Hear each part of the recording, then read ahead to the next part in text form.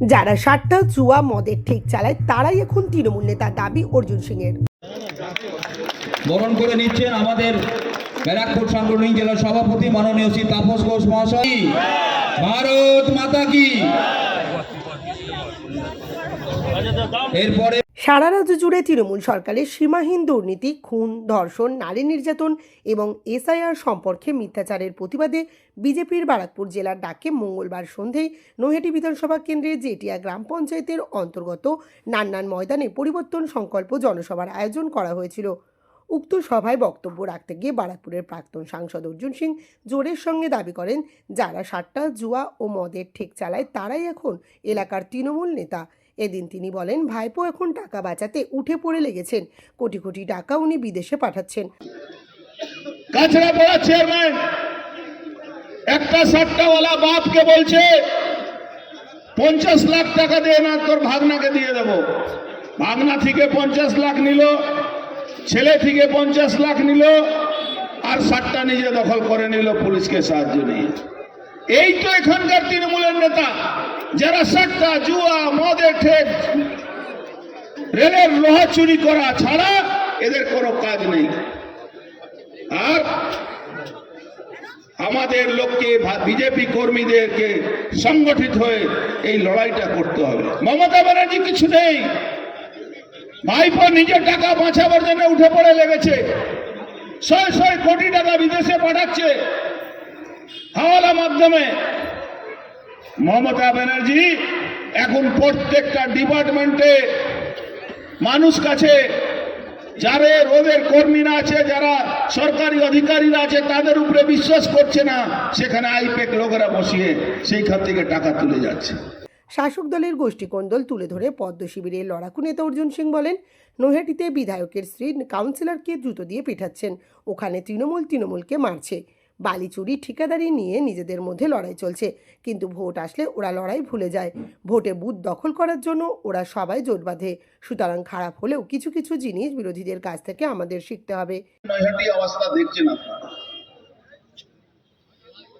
নৈহাটি এমএলএর বউ কাউন্সিলরকে পেটাচ্ছে জুতো দিয়ে, তৃণমূলকে মারছে। তৃণমূলের চেয়ারম্যান, এমএলএ কে কত বালি চুরি করবে, কে সাতটা ঠেকা নেবে, কে ঋষি বঙ্কিম কলেজে কার কন্ট্রাক্টই চলবে, সেই নিয়ে এদের মধ্যে মারামারি।